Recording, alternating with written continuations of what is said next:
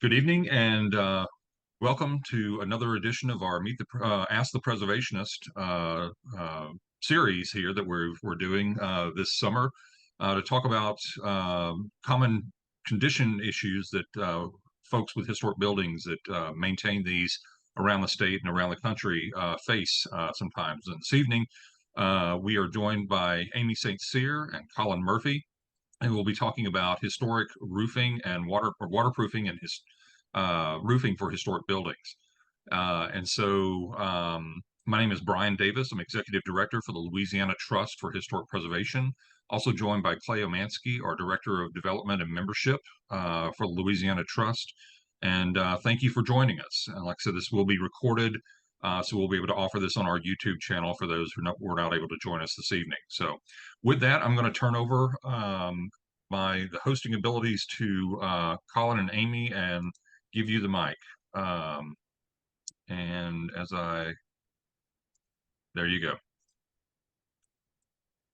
Thank y'all.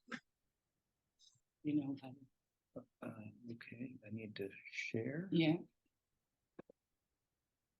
Oh, you're doing it through Box? Yeah. Okay. Is my screen? It is. Yes, we can see it. Wonderful. Okay. So we don't have.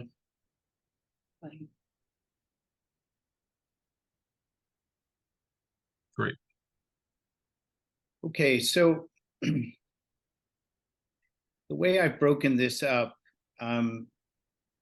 we have started this by looking at the primary materials that have been used historically in the Southeast, many of which actually have been used throughout the United States in the 17th and 18th century. Those products which are currently still being used and the alternates that are available for those products in the market today. Clay tile is probably one of the oldest materials that is being used for roofing.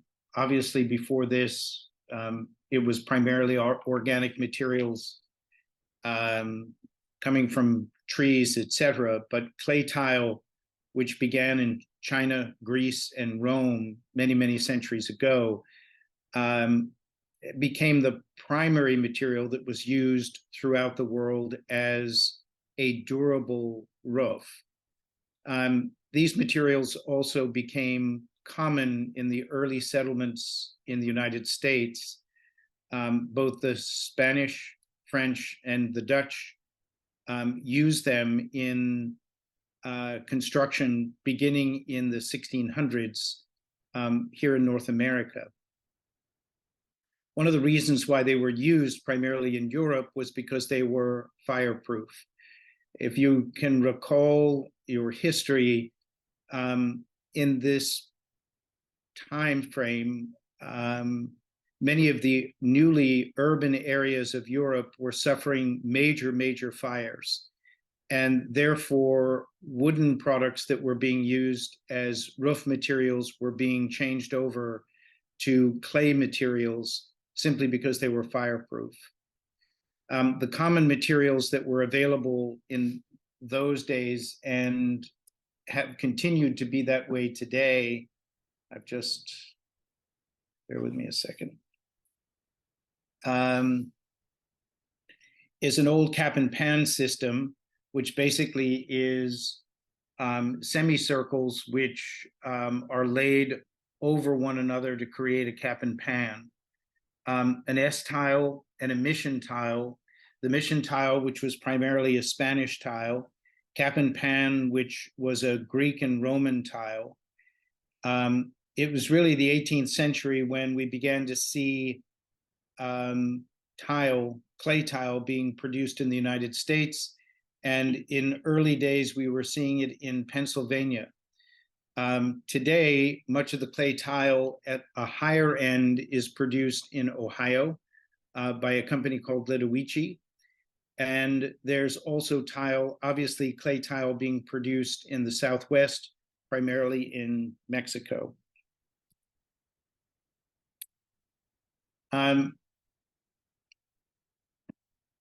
after clay tile, we started to see a large amount of roofing that was done in cedar shake and wood shake in general. We would see materials coming from New England and the Delaware Valley that were made of pine, typically white pine, and we saw cypress and oak in the southeast. As time went on, cedar, primarily red cedar, became the primary product that was used throughout the United States, and this product was being shipped primarily from the Washington, Oregon area, as well as from British Columbia. The railroads made the product available and readily available throughout the entire United States, and the product became highly popular, even though it didn't have the fireproofing that you would have with clay, really by the mid-1800s. By the 1920s, wood shingle really was overcome by asphalt shingles that became readily available and had fire codes. So the Class A shingle really started to take over the cedar shake business. One of the aspects of cedar shake as well as tile is that they were installed over skip sheathing, not over solid sheathing. And so you see a photograph of skip sheathing down below. This was commonplace throughout the United States, that roofs were installed over skip sheathing. So the venting issues that we deal with today were non-existent, since both clay tile and cedar shake could easily be installed over skip sheathing and provide the ventilation that was needed. The one thing that it didn't provide was an earthquake-proof or earthquake-resistant building, and therefore, in many building codes in many parts of the United States, skip sheathing is now overlaid with plywood in order to create a diaphragm before a roof is installed.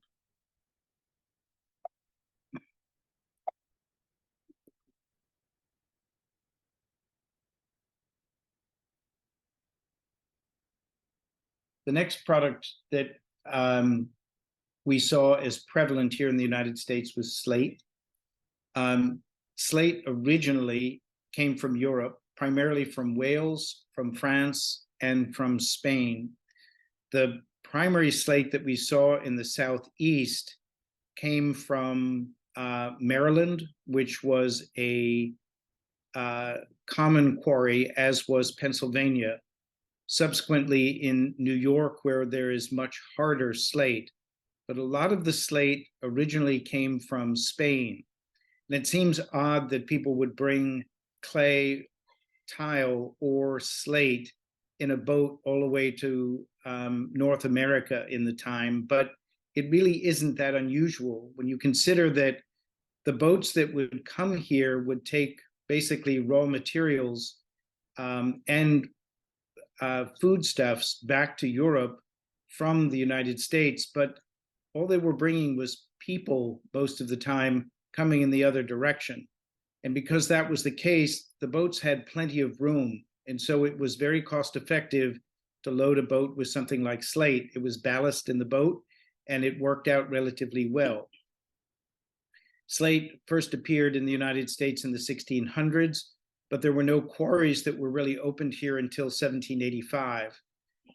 Those quarries were originally in the middle Atlantic states and moved up into New York a little later on. By the 1830, when we started to move slate by railway, it became more accessible, and we saw more of it throughout the United States.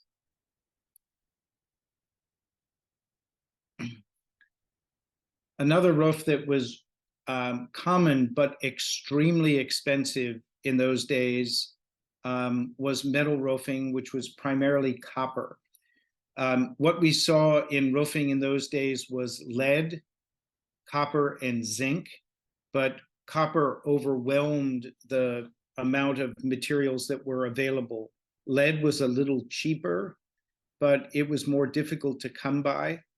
copper was more common, and most of it came from both France and the United Kingdom.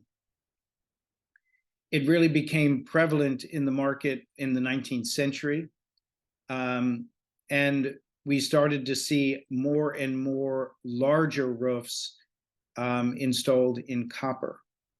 Most of it was standing seam or flat seam, and these products were used in many cases in urban areas and were grand roofs. And in this case, we used as an example Christ Church in Philadelphia. But copper roofs really showed an owner's wealth or a church's wealth or an entity's wealth, and therefore was used as a way of showing off money. Paul Revere was also a skilled metallurgist, establishing the country's first copper mill near Boston in 1801. Revere Copper is still in operation today and a leading supplier of copper. They also have produced what is really the best book on copper in construction, and the book is called Copper and Common Sense and has been in publication for over 100 years. In addition to copper that we saw as metal roofing, we began to see sheet goods. The first sheet goods that we saw were sheet iron, and sheet iron first was shown up in 1794. Robert Morris in New Jersey had the first rolling mill. Robert Morris was one of the financiers of the Revolutionary War. If you go through New Jersey, there are as many towns, roads, and buildings named after Robert Morris as there are after George Washington. The corrugating of iron was patented in England in 1829. And this is when they basically wrinkled metal, as they said, or corrugated it so that it could span larger areas. So the beginning of a corrugated metal, which was not as complex as you're looking at in this photograph, but was basically a rolled section that was able to span somewhere around 36 inches. Galvanizing came around 1837. It was a French invention, and it turned this sheet iron, which basically turned a rust color fairly quickly, and provided a zinc protective coating over it. In 1857, one of the earliest metal roofs that was a galvanized metal roof was installed here in New Orleans on the US Mint. And it was advertised as being fireproofed with a 20-gauge galvanized corrugated iron roof on iron trusses. And therefore, the money was protected in a building that was not going to burn. Tin plate iron, which is called tin roofing and still around today, but many types of tin roofing are not really tin roofing anymore, but was very common and readily available and relatively cheap in both the 18th and 19th centuries. Examples include standing seam tin roofs on Monticello. And even today, if you go to Virginia, you can see roofers basically using flat tongs, putting a roof on that is handmade as a standing seam roof. And it's common in Southwest Virginia. A great example of this is the Arch Street Meeting House in Philadelphia. One of the things that they did to tin was they painted it, usually red, or a color that made it look like copper by putting a green patina on it. At about the same time in the late 19th century, or somewhat later than tin, they started to emboss tin shingles. And those shingles are put on very similar to the way we put shingles on, or asphalt shingles, or what's known as composition roofing today. And those embossed shingles could take on many, many patterns.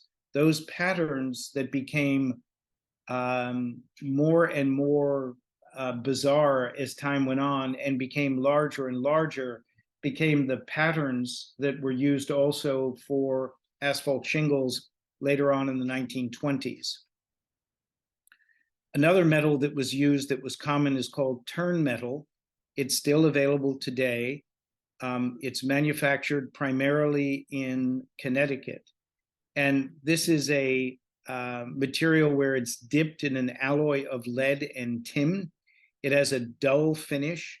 It is a very attractive material and was commonly used initially in New England, but throughout the United States, less so. We see more of it in New England and the Middle Atlantic states. Zinc came into use more commonly in the 1820s.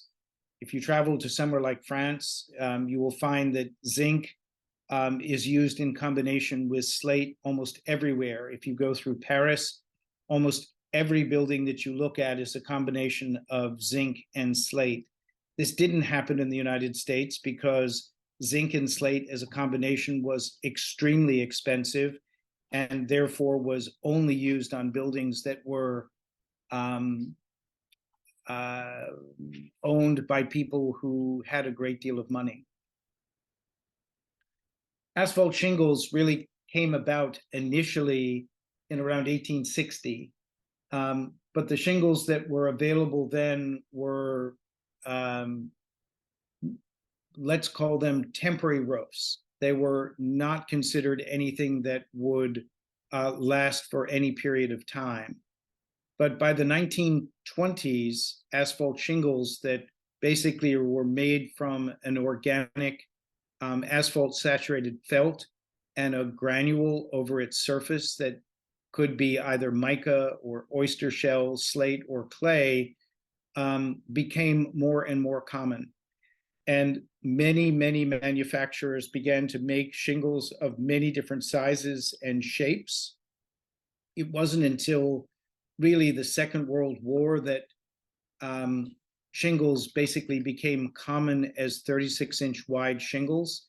Prior to that, shingles came in rolls that could be as much as 6 feet and could be as wide as 4 feet.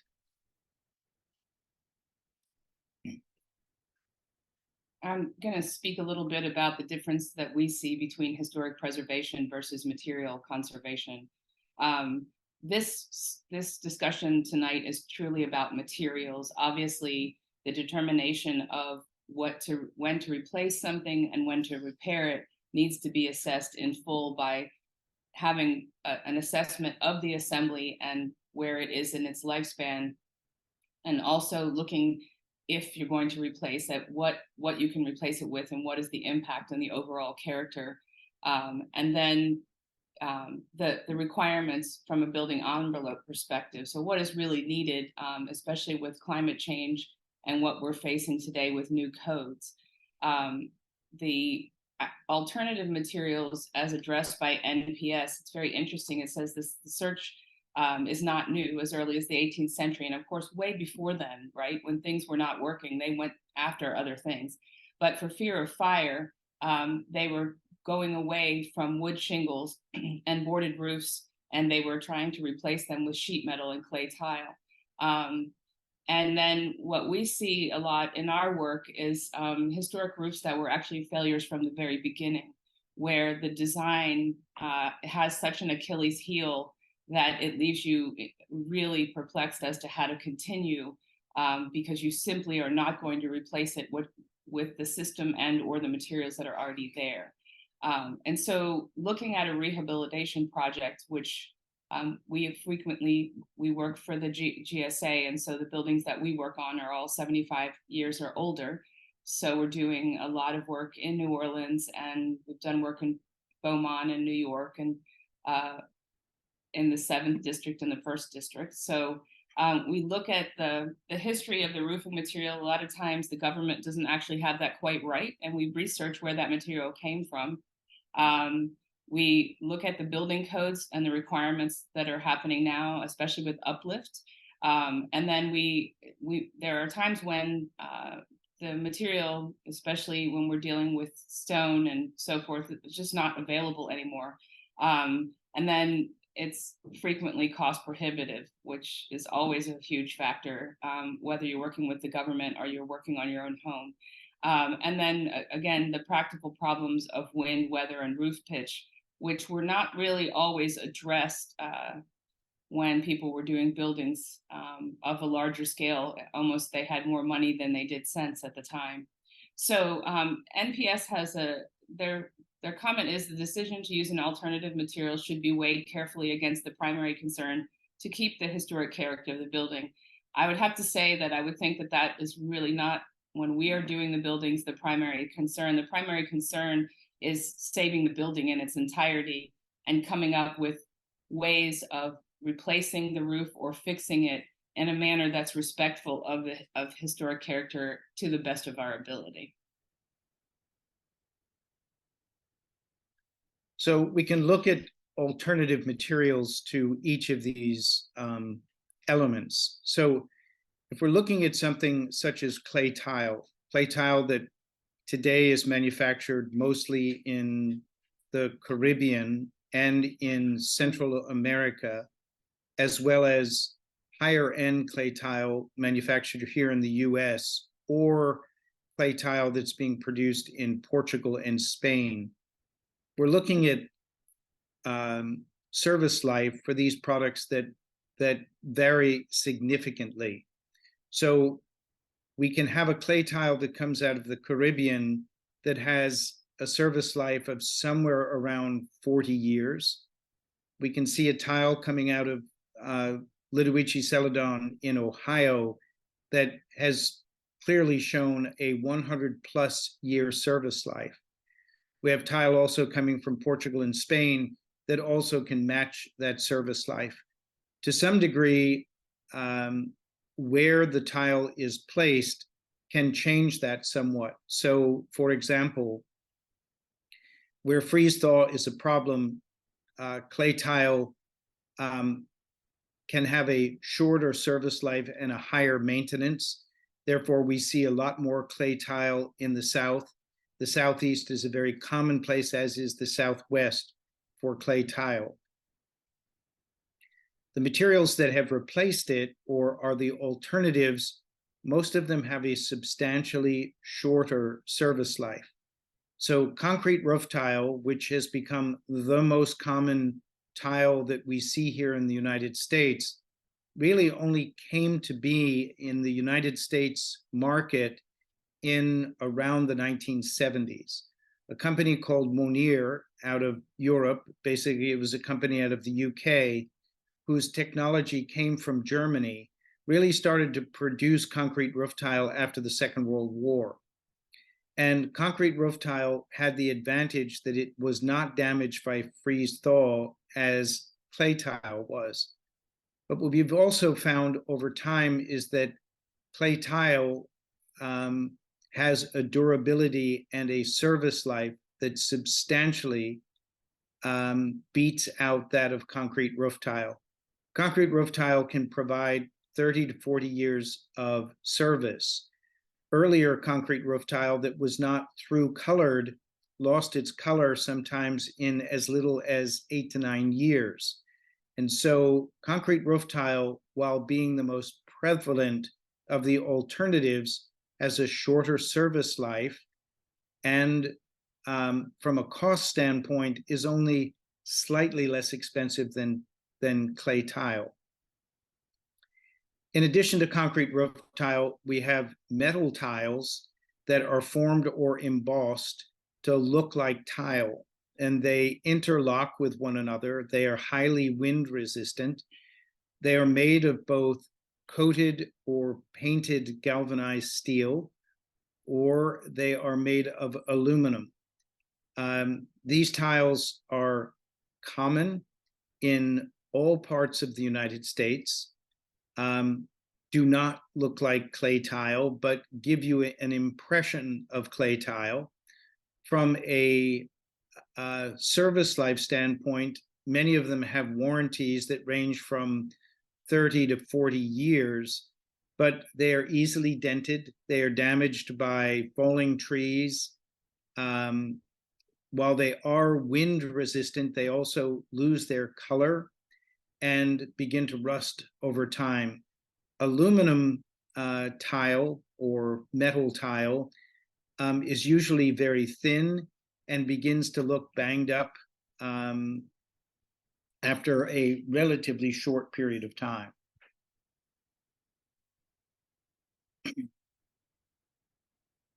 Cedar shake and cedar shingles have been emulated by many, many products over the years.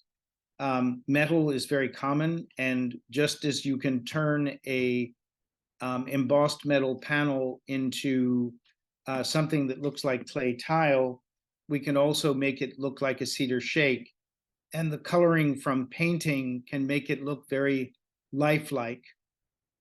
There are many, many metal shake alternates that are available in the market today. Again, they are highly wind resistant and can look relatively good for 25 to 30 years. We have synthetic shakes, which are made from fiber cement and other composites. Many of these have been the subject of class actions over time. Hardie began their market in the United States selling roofing, not siding, and were very active in the roofing market. As long as they stayed out of freeze-thaw areas or areas that had severe winters, they did relatively well, but their marketing took them into areas they should have never been in and had many, many failures. Hardie came out of the business and stuck with siding as the primary material that they sold. But there have been many, many other fiber cement synthetic shakes, some that have been made of wood fiber as well as fiber cement, and they've had really a checkered history.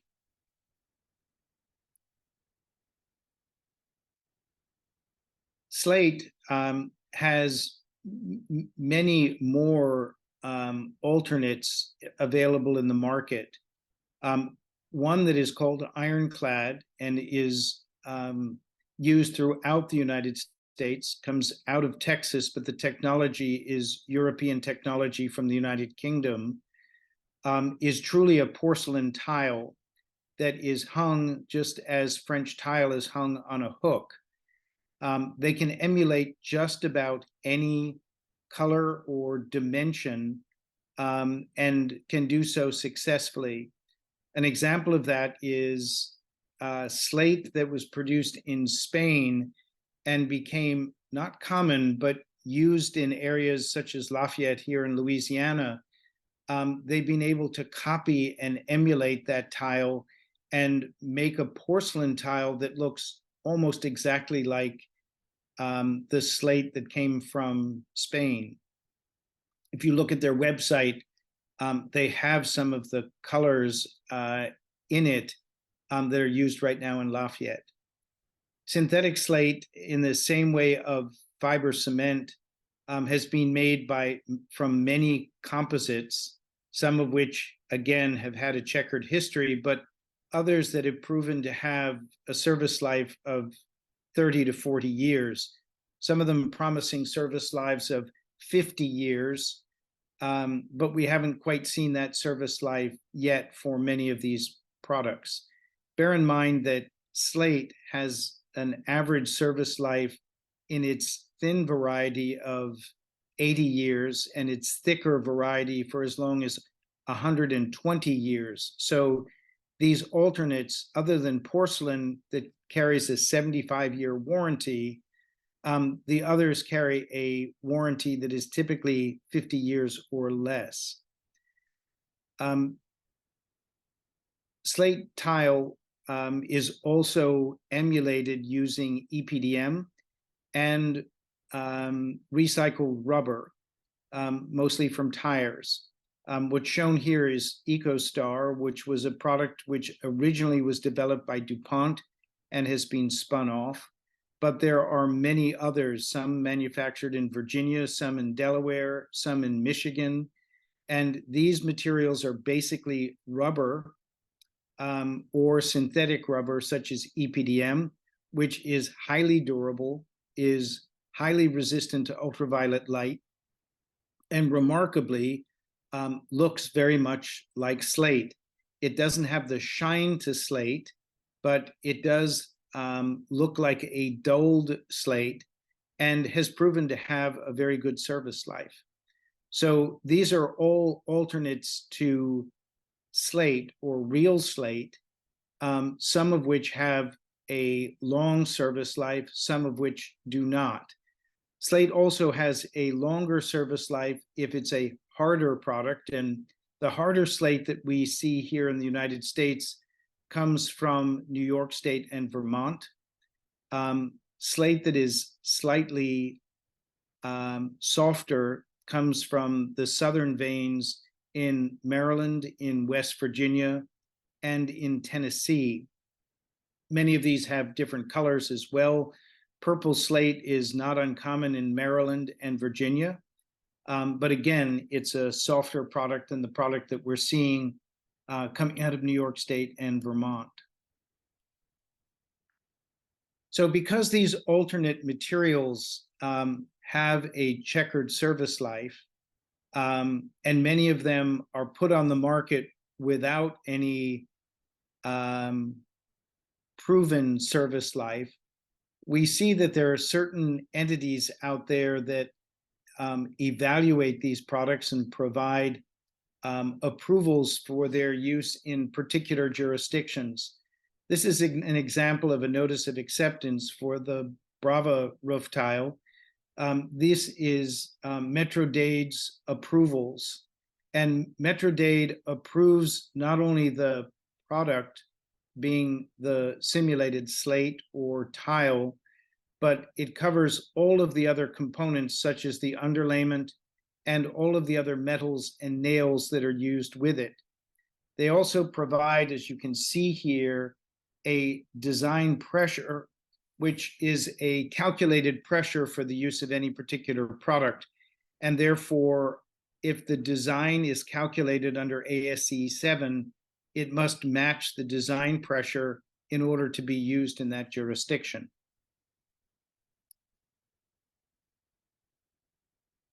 The Texas Insurance Commission began a project that was very similar to this. Now, Dade County really upgraded their system after Hurricane Andrew, which is 1992, and it was assumed that that process was going to extend through the Gulf Coast fairly quickly.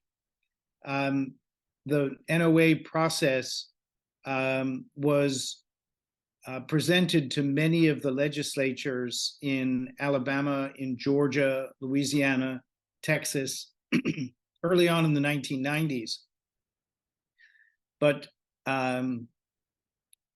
entities that lobbied for general contractors and developers really pushed these criteria aside. And it was really only Florida, in the south of Florida, that adopted this process, primarily because of the enormous cost of Hurricane Andrew. Florida, though, as a state, adopted the process and had a high velocity or high wind area that it designated in all of its areas that were coastal. Shortly thereafter, other areas or other jurisdictions, such as Texas, realized that one of the things that this process did was provided the insurance companies the ability to upgrade roofs by providing better insurance costs if an upgraded roof was installed. So the Texas Department of Insurance developed the TDI process, which is not exactly the same as Dade County, but it does approve the products and does provide a significant decrease in insurance costs if these products are installed. In Louisiana, we have a program which has finally come into being, which is known as the Louisiana Fortified Homes Program. And this program is in its infancy. It is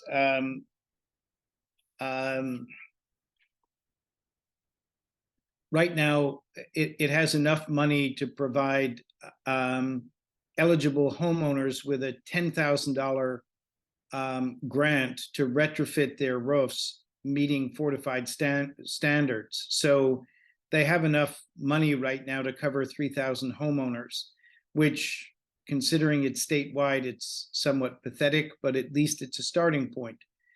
The program will likely grow and build from where it is today. And just as it has had an evolution in Florida, in Georgia, in Alabama, and Texas, we'll see this program grow because it will entice insurers to come back into a market where most of them simply want to run away today. So they now have 3 ratings, one which is simply a roof, others that are silver and gold, basically in the standards. I don't think that this is the best way to approach this. I think what they did in Texas and Florida make a lot more sense, where the design of the roof matches the materials as they have been tested. But Louisiana has taken an approach that is more like what they have done in Alabama. So, in conclusion, and to open a discussion with you folks, the first thing to do is to do your homework. Know what the product is that you have on a building, and look at the product itself. So if it's slate, what would it cost to replace it in slate? What is the service life of that? And what are the alternates that you might have in the market that you could use? You want to try to both match the aesthetics, number one, and number two, to be able to get to the service life or close to the service life if you can. Also, to communicate with local and state resources. There are many resources in every state where local and state resources are available. I think that one of the things to do when you're looking at something like this, and it's certainly an exercise that we do no matter what size the building is we're looking at, or the structure, is to do the historical research on what was on the building, what is on the building, which could be completely different things. See what makes sense, and then talk to the local, whether it's someone with the historic, whether it's the VCC, which, by the way, now Ironclad has now been approved for the VCC as an alternate to slate. So new products are coming in, and communicating with those bodies helps make decisions a lot easier. As anything, you have to do your homework to go through with those. In some cases, and I've put on the ending pages not only what we brought into this discussion and where we got some of our information, but also where I routinely get information, which is actually from the trade magazines that are online, and are their historic documents on an online library that APT has put online. And it has allowed me to get the original shop drawings for the terracotta tile for the Whitney Hotel in downtown New Orleans, to help us understand what kind of undertaking it would be to fix, repair, replace any of the terracotta that's there. And we do the same thing for all the materials that we see on these old buildings. We do our homework on them to figure out what the issues are. We look at the viability of the original design. We look at the original design against current codes. And in the state of Louisiana, we, as an entity that designs all over the United States and beyond, we're always looking to the Dade County Code for things that we can upgrade, even when not within Dade County. Of course, we do a lot of work in Dade County. And then one of the challenges always is evaluating what the local trades can actually do when trying to put in, for instance, an ironclad roof, where the system is a French system of clips and hanging. This is not something that roofers have been exposed to here. So it's a matter of how do we orient those folks, and is there a possibility to do that? We see that whether it's a residence or it's, Wisdom Courthouse in Lafayette Square in New Orleans. So the code requirements also can become challenging, especially with some of the older materials which have been grandfathered into the code. We don't have a lot of information. They just basically say, well, you can install copper, you can install slate, etc. There are many, many documents that are out there that assist contractors in methodology of installation that, as I said, such as Copper and Common Sense or the Slate Bible, they've been around for many, many, many years. So the resources are there, but they're not that easy to find. And therefore, again, communicating with your local and state resources can help you find those, as can preservationists, who typically will know where to find those documents. As Aimee said, evaluating your local trade capabilities is a major task today, because many of the skill sets that are needed to install these materials are gone. And therefore, it is extremely difficult to find qualified people in order to install these products. Many of the contractors who do this type of work come from out of state, many of them from the middle Atlantic states, where there still is sufficient work to be able to keep these entities in business to make a living. In the Southeast and parts of the Southwest, much of the skill sets needed are gone. Tile, on the other hand, is a product that still is installed on a regular basis, and the skill sets are there. But sheet metal, metal roofing, and slate, it is very, very difficult to find those trades in the Southeast. This is the historic resources for materials that I've listed up here in case someone is not used to searching old manuals. It's first of all, it can be a lot of fun to look through them, but it can be really helpful. As I've said, when I'm doing research, I will look at a certain manufacturer's magazine and realize that they have some, even though if they're from the Midwest or the Northeast, there are some New Orleans buildings from 1890 in their catalog. And the next thing I know, I have the drawings in front of me from the National Building Museum. So really good resources depending on how prominent or not your building is. And sometimes I've been certainly very surprised what I've been able to find. So that's our presentation, folks. Are there any questions?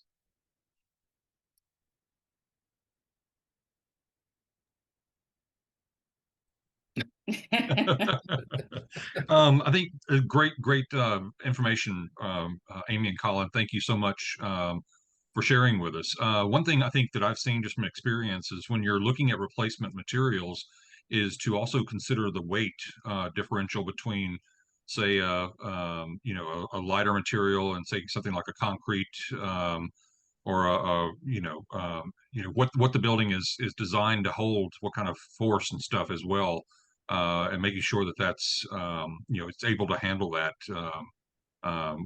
when replacement.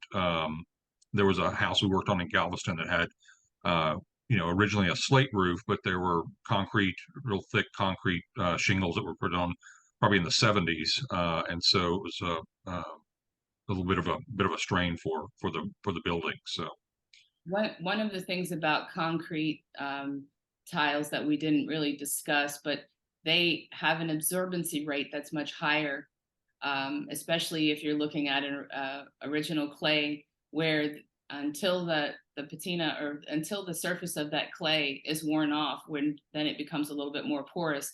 Concrete tile takes on a lot more water, so it has a weight, what I call a weight and an active weight, which is you got the weight when it goes in, and then under really heavy weather, rain conditions, you end up with more weight than you were expecting to carry over a longer period of time, and it has to be considered.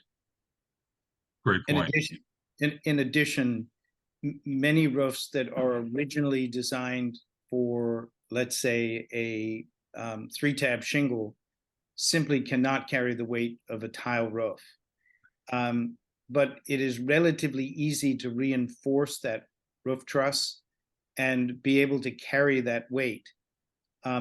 Even though you can reinforce the roof truss, It also means you have a downward load on your walls, and can have other challenges. Even if you resolve the issue of the truss, you can end up with problems with your windows that don't open and other issues that you didn't really expect. Great point. Do you want to tell us a little about your company and kind of what you do, and put you on the spot there, exactly. Yeah. So Well, Trinity ERD is a building envelope firm that was as an entity in Seattle, New Orleans, Honolulu, had a testing lab in Columbia, South Carolina, and in just outside of Hartford, Connecticut. This firm was sold a little under a year ago to a French entity that's a global building envelope firm that does work all over the world. So now we're part of a much larger organization and are getting used to that concept or that idea. Much of what Aimee does is in preservation work.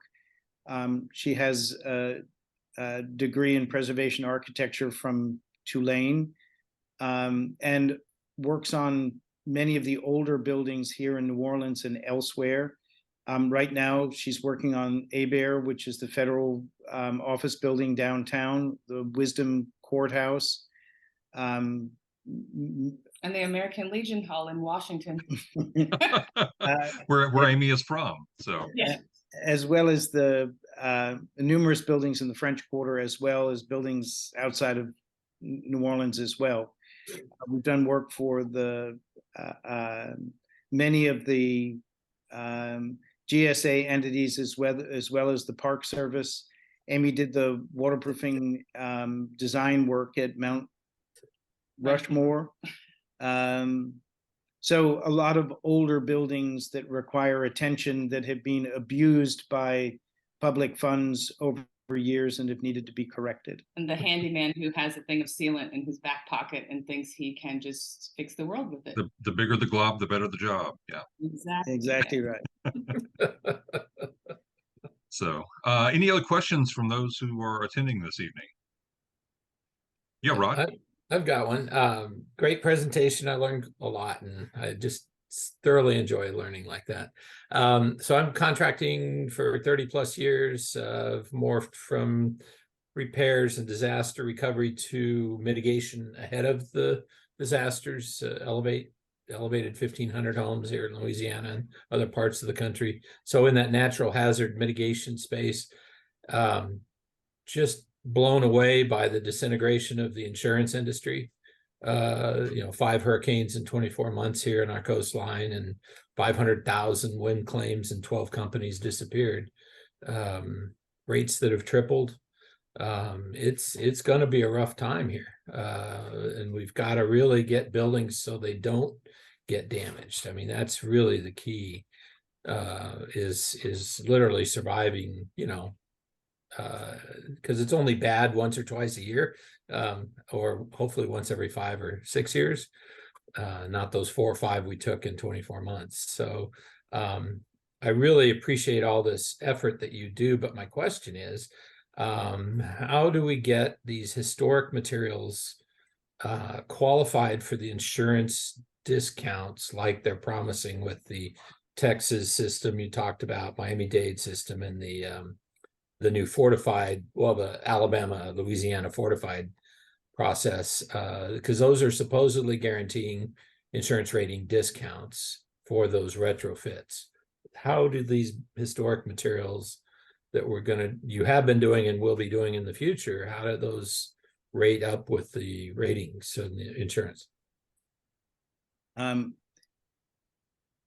That's a question that I could speak to for a very long time, so I'll try to summarize it. The Dade County process basically says you have to build a building based on the design criteria. So you have to calculate the wind pressures that the building will withstand. And you can only use materials that have been proven will meet that criteria. The system that is being proposed and is now legislated here in Louisiana does not do that.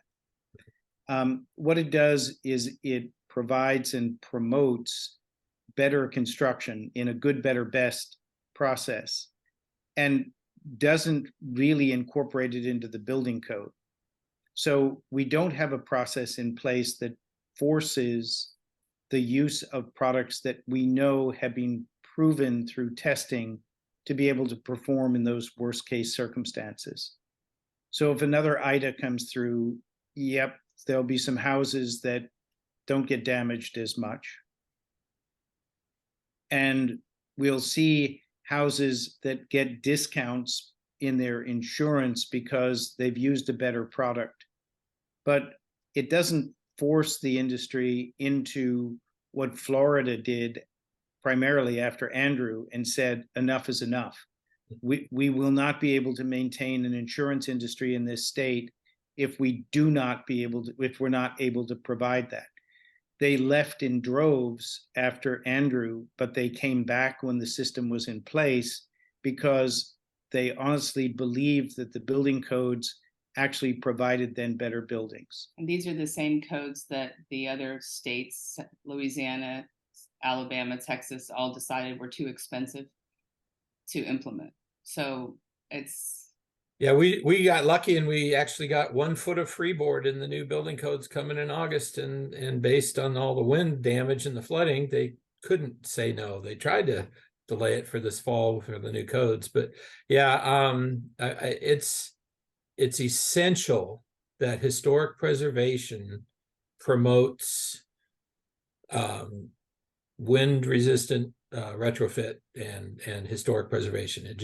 We have to not just do it the way that we did it in the 1700s, because we're in a whole different world, and we put a roof on, and our kids and our grandkids hopefully will inherit that. And I really believe strongly that we just as preservation need to be at the front of the discussion, not at the back saying, well, we can't do it that way or we can't do it this way. I think we should lead. Well, we have the other aspect of it, which is sustainability is right now the buzzword in the industry, that everything has to be sustainable, etc. The most sustainable roof is the one that lasts the longest. And right now, if it lasts the longest and it is wind resistant, then clearly it meets the definition of sustainability. If you look at those materials that have been used, most of them are very organic, whether they're pure metals such as copper or zinc, or they're slate, which is mined from the ground, or they're clay, which is mined from the ground and fired. These are not materials that require a tremendous amount of manufacturing in order to create the product, but they require the skill sets to put them together to create a roof. And that is something that we are missing today. That is why the alternate products to some degree have value to us, providing they provide that service life, because they're easier to install. So something like ironstone, which is a porcelain tile, you're hanging it on a hook. It's not that difficult if you at least know how to snap a line and keep something straight and run a nail or a screw. You can get a system that is highly wind resistant in place, but it's engineered to do that. So you don't need the skill sets that you would need for a slate roof. So we do have a lot to do here in the state. There's no question. There's many things that we have not done that the legislature has considered, but there's a lot of lobbying that goes on, and the developers and contractors are doing more to be able to sidestep these issues. You would have thought that IDA would have brought about major changes, but look at what happened with Katrina. We got a lot of federal money spent to be able to protect the levees, but we did very little in the building code to protect the buildings. Right. We are actually working with the VCC, and I'm having private conversations with them and getting some inroads into doing things that make sense. And you know, anywhere from a high parapet that they wanted, you know, the suggestion was to expose the original brick, which never intended to be exposed. And I said, you know, that anyone who knows the history of the French Quarter knows that that's not an appropriate way to do that. And that gets people's attention, even if they don't like me a whole bunch.